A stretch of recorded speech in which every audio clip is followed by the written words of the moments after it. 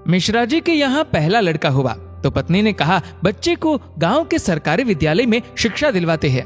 मैं सोच रही हूँ कि सरकारी विद्यालय में शिक्षा देकर उसे अच्छा नागरिक बनाऊंगी। मिश्रा जी ने पत्नी से कहा, अच्छा नागरिक बनाकर इसे भूखा मारना है क्या? मैं इसे बड़ा अफसर बनाऊंगा ताकि जिंदगी में कामयाब बने। मिश्रा जी सरकारी बैंक में मैनेजर के पद पर थे। पत्नी धार्मिक थी और इच्छा थी कि बेटा संस्कारी बने, लेकिन मिश्रा जी नहीं माने। दूसरा लड़का हुआ। पत्नी ने जिद की। मिश्रा जी इस बार भी ना माने। तीसरा लड़का हुआ। पत्नी ने फिर जिद की, लेकिन मिश्रा जी एक ही रट लगाते रहे, कहां से खाएगा, कैसे गुजारा करेगा, और इस बार भी नहीं माने। चौथा लड़का हुआ। इस बार पत्नी की जिद के आगे मिश्रा जी हार गए। अंततः उन्होंने उसे सरकारी विद्यालय में शिक्षा दीक्षा दिलवाने के लिए भेज ही दिया। अब धीरे धीरे समय का चक्र घुमा। अब वो दिन आ गया जब बच्चे अपने पैरों पे मजबूती से खड़े हो गए। पहले तीनों लड़कों ने मेहनत करके सरकारी नौकरियां हासिल कर ली। पहला डॉक्टर, दूसरा बैंक मैनेजर, तीसरा एक गवर्नमेंट कंपनी में ऑफिसर के पद पर जॉब करने लगा। एक दिन की बात है, मिश्रा जी पत्नी से बोले, अरे भाग्यवान, देखा मेरे तीनों होनहार बेटे सरकारी पदों पे लग गए ना, अच्छी कमाई भी कर रहे हैं। तीनों की जिंदगी तो अब सेट हो गई, कोई चिंता नहीं रहेगी अब इन तीनों को। लेकिन अफसोस, मेरा सबसे छोटा बेटा संस्कारी बनकर पास ही के विद्यालय में नौकरी कर गांव में ही खेती को संभाल रहा है।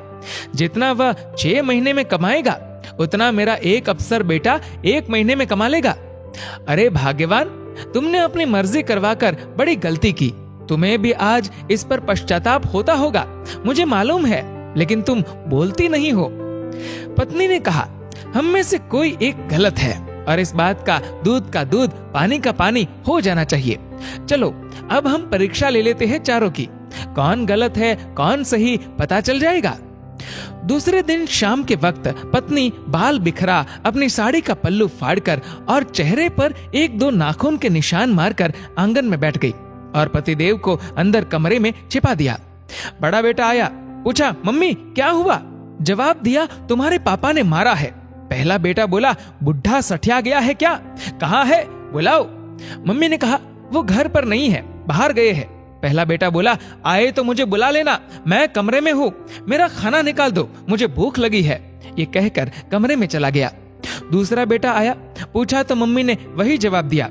दूसरा बेटा बोला, क्या पगला गए हैं इस बुढ़ापे में? उनसे कहना चुपचाप अपनी बची कुची जिंदगी गुजार ले। आए तो मुझे बुला लेना, और मैं खाना खाकर आया हूँ, सोना है मुझे। अगर आए तो मुझे अभी मत जगाना, सुबह खबर लेता हूँ उनकी। ये कहकर वो भी अपने कमरे में चला गया। तीसरा बेटा आया। वजह पता चलते ही वो तो आग बबूला हो गया। इस बुढ़ापे में अपनी औलादों के हाथ से जूते खाने वाले काम कर रहे हैं। इस बेटे ने तो मर्यादा की सारी हदें पार कर दी। ये कहकर अपने कमरे में चला गया। मिश्रा जी अंदर बैठे बैठे सारी बातें सुन रहे थे। ऐसा लग रहा था कि जैसे उनके पैरों के नीचे से जमीन खिसक गई हो और उनके आंसू नहीं रुक रहे थे। किस तरह इन बच्चों के लिए दिन रात मेहनत करके इन्हें पाला पोसा, बड़ा आदमी बनाया, जिनकी तमाम गलतियों को मैंने नजरअंदाज करके आगे बढ़ाया, और ये ऐसा बर्ताव अब तो बर्दाश्त ही नहीं हो रहा। इतने में चौथा बेटा घर में ओम ओम ओम करते हुए अंदर आया।